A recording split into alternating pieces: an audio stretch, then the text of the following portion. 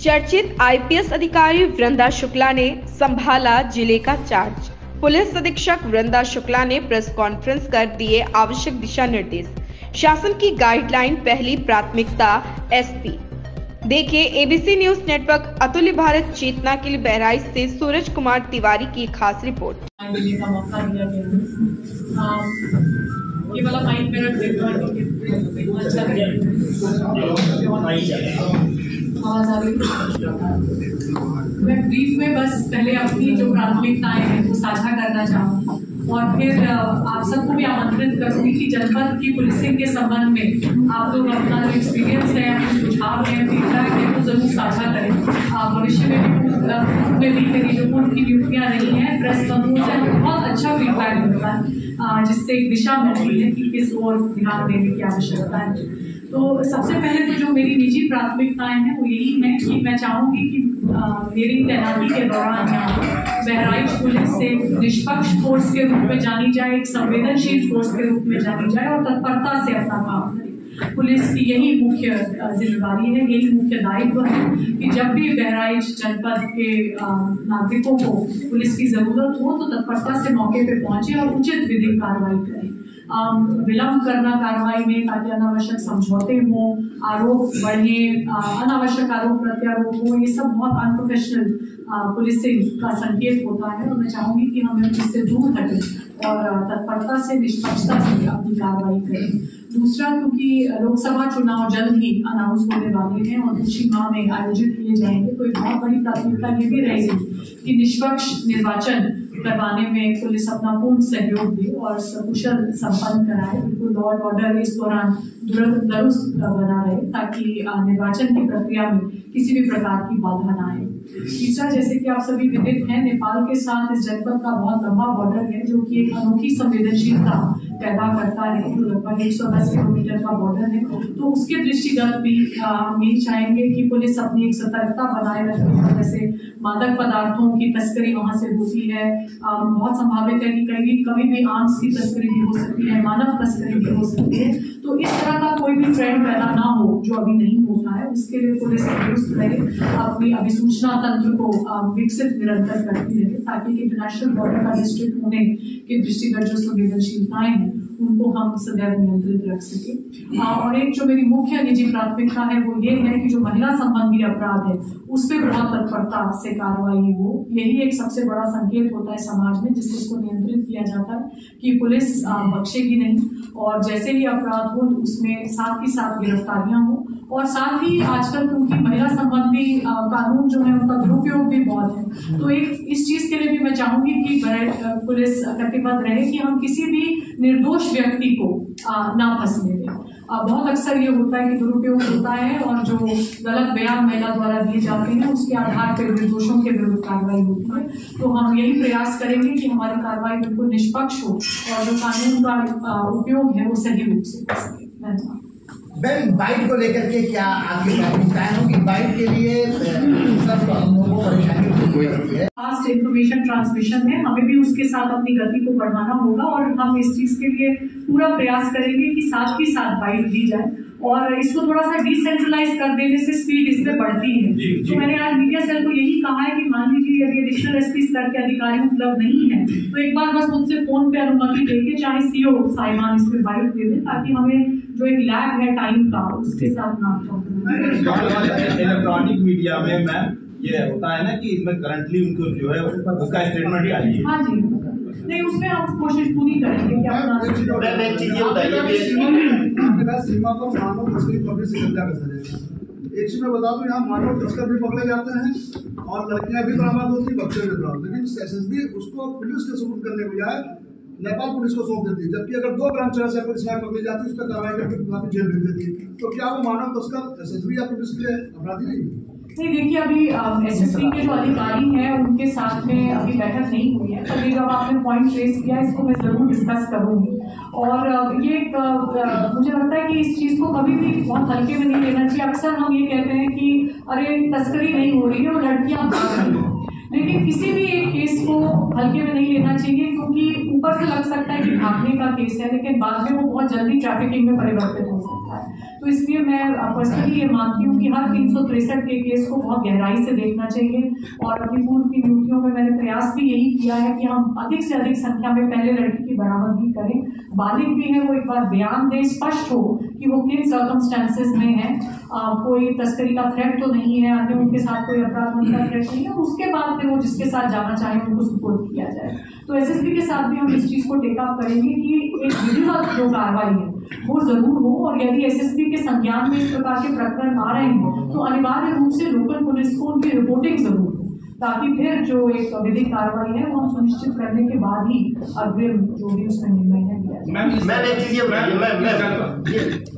बोलना चाह रहे सबसे पहली बात आप आई से पहले भी थे, तो यहाँ जो आपके अधीनस्थ कुछ लोग हैं, चाहे अधिकारी, मैं इवन बाय नाम सिंगल पर्सन नहीं ले रहा हूँ, वो फोन नहीं टेकअप करते, सीयूजी नंबर भी नहीं उठाते, और बाद में अगर उनसे कहो तो फिर वो लंगरान कर देते हैं, कभी रख के डाउन कर देते हैं। और कभी कभी ऐसे में जो हमें उनको सूचनाएं चाहिए पुलिस का वर्जन लोग फिर बिल्कुल डाउन हो जाए। इन परिस्थितियों में आप क्या करेंगे अपने अधिकारियों के प्रति? देखिए, अभी एक बहुत सामान्य एलिगेशन है तो इस पर तो रिस्पॉन्ड करना मुश्किल है, लेकिन यही है कि आज मैंने इवनिंग में एक बैठक रखी है सभी गेस्टेड अधिकारियों के साथ, सभी एसओस के साथ, सभी चौकी प्रभारियों के साथ। तो ये जो आपने विषय फ्लैग किया है इसमें मैं बहुत स्ट्रिक्टली कह रही हूँ कि मैं चाहूँगी कि हम सभी लोग सीयूजी फोन अटेंड करें, जिसमें मैं भी शामिल हूँ। और यदि उसके बाद भविष्य में कोई विशेष रूप से इस प्रकार की घटना आपके संज्ञान में आती है तो आप जरूर मुझे बताइए। इस जनपद में अक्सर ये देखा गया है कि जमीनी विवाद सबसे अधिक है। जमीनी विवाद को दूसरे तरफ डाइवर्ट करने के लिए 376 का मुकदमा सबसे आसान तरीके से किया जाता है, और उसमें कहीं न कहीं संभ्रांत व्यक्ति हो या कोई भी व्यक्ति हो परेशान होता है, क्योंकि होता क्या है कि सरकार का आदेश है कि जैसे ही महिला बयान है तुरंत मुकदमा दर्ज करें। लेकिन कभी कभी ऐसा होता है कि उसके पीछे बहुत बड़ा एक रैकेट काम कर रहा होता है, जैसे तमाम यहाँ बहराइच में ऐसे भूमाफिया भी हैं जो इस तरीके का काम कर रहे हैं। तो इस पे क्या एक नए तरीके से कुछ आप अंकुश लगाएंगे ताकि जो लोग हैं निर्दोष है वो ना फंसे? जी, ये आप जो फ्लैग कर रहे हैं ये पूरे प्रदेश का ट्रेंड बनता जा रहा है, अन्य प्रदेशों का भी ट्रेंड बढ़ता जा रहा है। एक तो इसमें मैं बहुत फ्रैंकली कहूँगी कि इस तरह के सिचुएशन में महिला अधिकारी होने का बहुत एडवांटेज होता है, क्योंकि कोई ये नहीं कह सकता कि आप असंवेदनशील हो रहे हैं। इसके पूर्व में भी मैंने कई प्रकरणों में इसमें सफलतापूर्वक स्टैंड लिया है जहाँ हमें जानकारी है कि गलत हुआ है। इसमें मुझे लगता है कि एक ही चीज जो है जो थोड़ा अधिक परिश्रम करना पड़ता है कि 164 का बयान तो दे दिया, जो झूठी तहरीर दे दिया जाएगा वो 164 का बयान भी बहुत आसानी से झूठा दे देगा, और फर्जरी जो कि कोर्ट में गलत बयान देना वो यहाँ बहुत गंभीरता पूर्वक नहीं लिया जाता जैसे कि कुछ अन्य देशों में उसमें सजा है।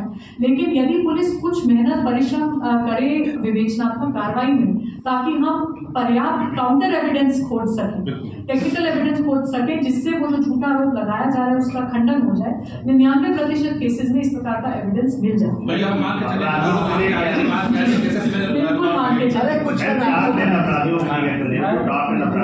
चिन्हित होंगे उनको लेकर किस तरीके से कार्रवाई?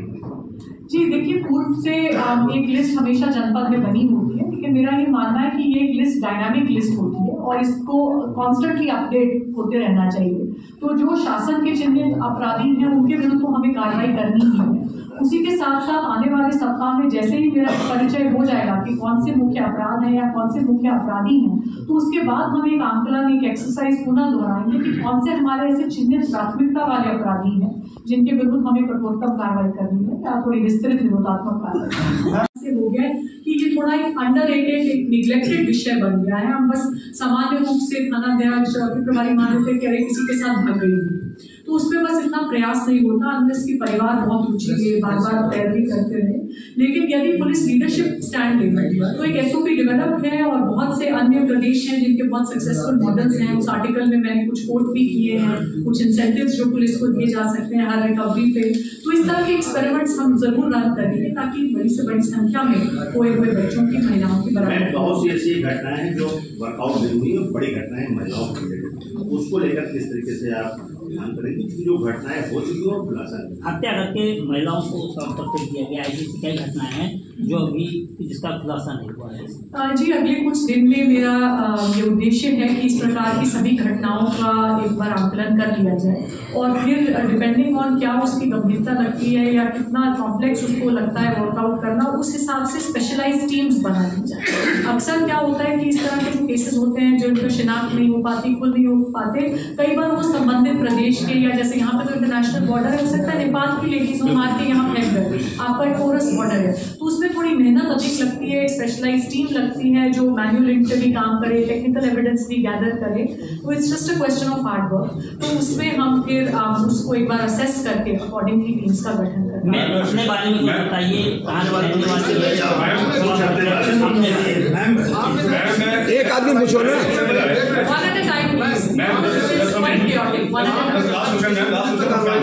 लेकिन बहुत देर से खड़े हैं, एक बार पूछ चुके, प्लीज। मैं शशांक, हिंदी खबर से जी।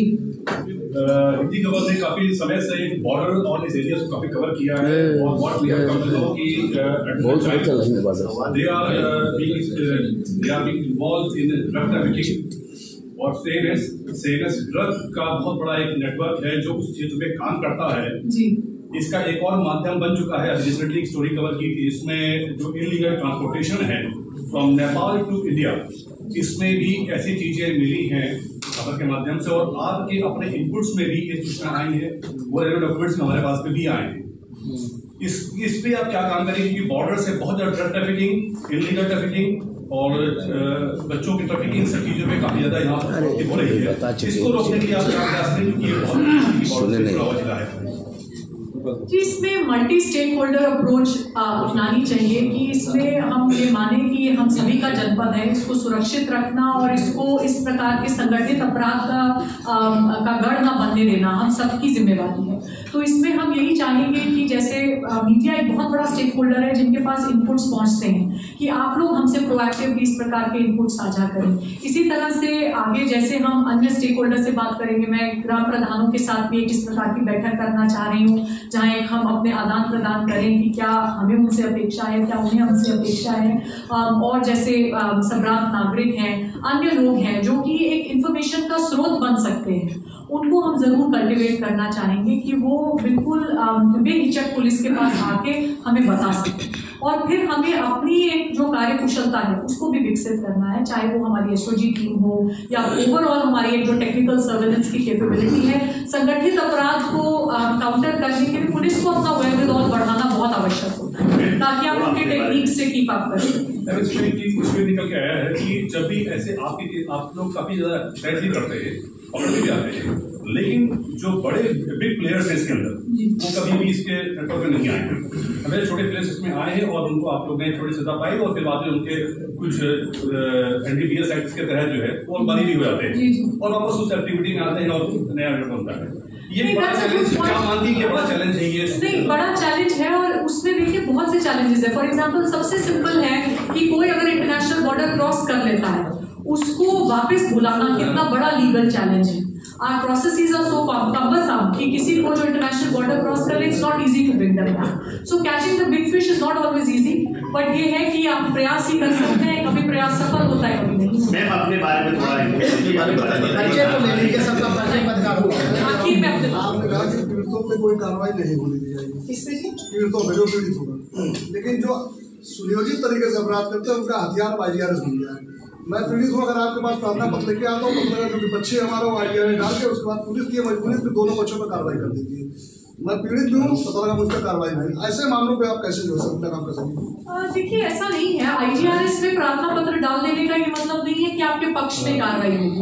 IGRS is just a medium, police उसमें अपना बखूबी स्टैंड ले सकती है, और इनफैक्ट पहले भी मैंने अपने जो हमारे पुलिसकर्मी हैं उनकी एक ट्रेनिंग भी करवाई थी कि IGRS में रिपोर्ट राइटिंग कैसे करें जब प्रार्थना पत्र झूठा हो और उसमें जो पुलिस का स्टैंड है वो सही है, आपको उसको जस्टिफाई करना है या आपको उसको स्पेशल क्लोज करना है। तो सिर्फ प्रार्थना पत्र दे देना या बहुत अग्रेसिव पैरवी करना ये मतलब नहीं है कि कोई भी गलत मतलब कार्रवाई हो जाएगी। वो तो एक ओवरऑल पुलिस को एक निष्पक्षता की अप्रोच अपनानी पड़ेगी। मतलब ये वो थोड़ी सी देखिए ओवरऑल ही मैं बोलूँगी कि उसमें थोड़े से डिजाइन फ्लॉज हैं जो हर जनपद में एक्सपीरियंस किए जा रहे हैं, बट मैं बस यही आश्वासन देना चाहूँगी कि ओवरऑल हम एक फ्री रजिस्ट्रेशन की रेजीम को प्रमोट करेंगे कि हर जेन्युइन केस में पीड़ित को FIR पंजीकृत करने के लिए इधर उधर भागना।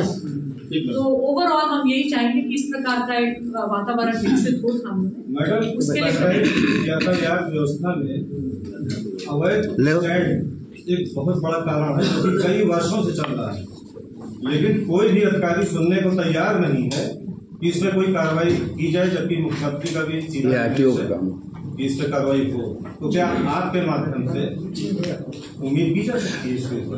जी, उम्मीद की जा सकती है, क्योंकि ये वाकई में शासन की बहुत बड़ी प्राथमिकता है और समय समय पे इसमें विशेष अभियान चलाए जाते हैं कि सभी अवैध taxi stand, auto rickshaw stand, bus stand को हटाया जाए। अभी क्योंकि कल ही मेरा आगमन हुआ है, इसलिए अभी ये संज्ञान में आया नहीं है, मैंने नोट कर लिया है, तो प्रयास पूरा करेंगे कि इस प्रकार की अनऑर्गेनाइज्ड गतिविधियों को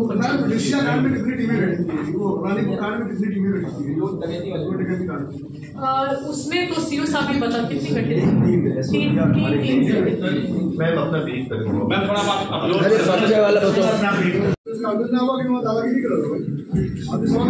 अपने बारे में लेखन में परिचय दोगे? जी बताइए, मैं पूरा परिचय बताइए। मैं 2014 बैच की भारतीय पुलिस सेवा अधिकारी हूँ और पहले मेरा ओरिजिनल गार्डन नावेलट था, जहाँ पे मैंने 5 वर्ष अपनी सेवाएं दी। वहाँ पे भी म्यांमार जो इंटरनेशनल बॉर्डर है उस पर एक डिस्ट्रिक्ट है जहाँ पे मैंने लगभग 9 माह एज SP काम किया था। उसके बाद मैंने यूपी काडर शिफ्ट किया मैरिज के बाद। यहाँ पे मैं DCP महिला और बाल अपराध नोएडा पुलिस कमिश्नरेट में लंबे समय तक रही, लगभग 2.5 साल। वहाँ पे मेरा एक बहुत रुचि भी इसमें विकसित हुई थी, जो महिला और बाल अपराध है उनमें किस प्रकार से काम होना चाहिए और बहुत से नए आइडियाज भी उस समय। इसके पश्चात मैंने 1 वर्ष पुलिस अधीक्षक चित्रकूट के रूप में अपनी सेवाएं दी है और उत्तर प्रदेश में ये मेरी तीसरी तैनाती है पुलिस अधीक्षक। मैं वहाँ पे तो मुख्तार अंसारी का आपने बिल्कुल कमर तोड़ दिया, यहाँ भी कमर तोड़ने का यहाँ भी कई ऐसे हैं, यहाँ भी मैम है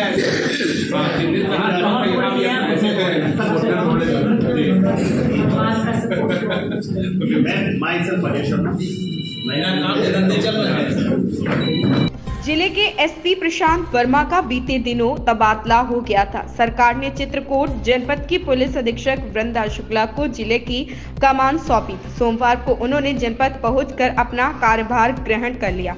चार्ज लेने के बाद पुलिस अधीक्षक वृंदा शुक्ला ने पुलिस लाइन सभागार में पत्रकारों से वार्ता की। पत्रकारों से वार्ता करते हुए SP वृंदा शुक्ला ने कहा कि शासन की प्राथमिकता ही हमारी प्राथमिकता है। महिलाओं व बच्चों के खिलाफ होने वाले अपराधों को रोकने के साथ ही जिले व थाना स्तर पर सूचीबद्ध टॉप 10 अपराधियों के खिलाफ क्या कार्रवाई हुई है उसकी समीक्षा के साथ ही मादक पदार्थ की तस्करी व समाज विरोधी तत्वों के खिलाफ सख्त कार्रवाई की जाएगी। उन्होंने कहा कि थाने में आने वाले पीड़ितों की बात को ध्यान से सुनकर निष्पक्षता के साथ उसका निस्तारण कराने के लिए सभी को निर्देशित किया गया।